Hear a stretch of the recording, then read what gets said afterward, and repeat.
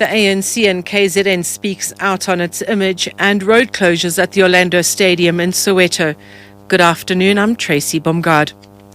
The ANC in KwaZulu-Natal says the perception that there's corruption in government is giving the party a bad name. Provincial Secretary Sihle Zikalala says the collapse of the Umsunduzi municipality has affected the image of the party among minority groups and cost the ANC votes in last year's local government election. Zikalala has been addressing delegates at the Moses Mabhida Regional Conference in the KwaZulu-Natal Midlands. SABC senior political journalist Zanele Buthelezi reports.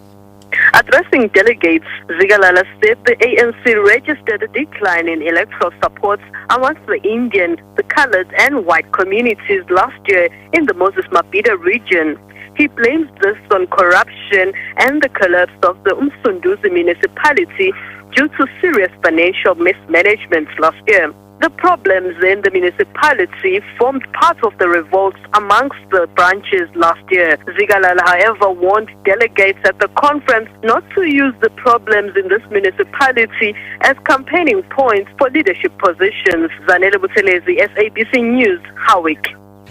DA leader Helen Zille has accused the ANC of trying to strip South Africans of their powers by changing the country's constitution. She's been addressing hundreds of party members in Pretoria, where elections for the Gauteng provincial leadership have been held. Zille, who is against the changing of the constitution, says the ANC is now looking for a scapegoat for what she terms a failing in its governance. She has also invited COSATU General Secretary Zwelinzima Vavi to join her party. This follows media reports that during a strike against labour brokering and the e-tolling system this week, Vavi accused the ANC of selling them out for its silence on the system. Zille says Vavi is right. You go, Zweli! You tell the people, if you want to change it, you don't do it by marching and toying, you change it through your vote, and you change it by voting for the Democratic Alliance.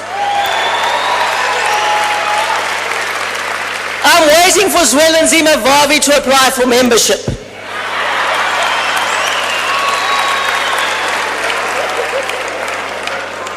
Because he's got it. Trade union NUMSA's president Cedric Gina has stressed that together with COSATU, they will continue the fight against the e-tolling system and labour brokers. Gina has been speaking in Bloemfontein at NUMSA's Free State Elective Regional Conference. Gina's statement follows government's recent announcement that the system was here to stay and that labour brokers would be regulated. He says they will engage the decision makers.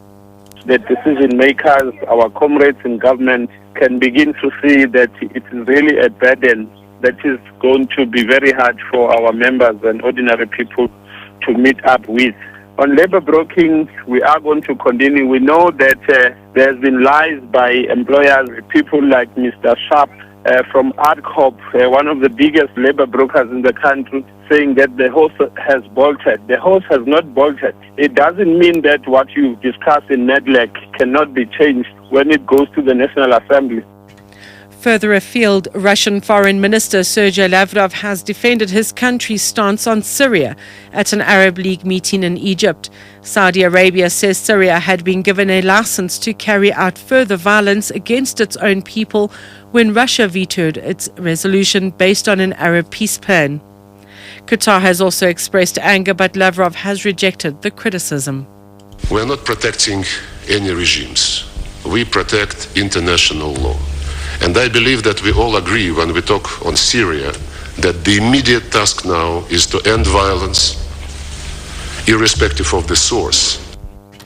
Back home, a huge contingent of law enforcement officials has surrounded the Orlando Stadium in Soweto. Thousands of music lovers are packing the stadium to see Usher perform later tonight.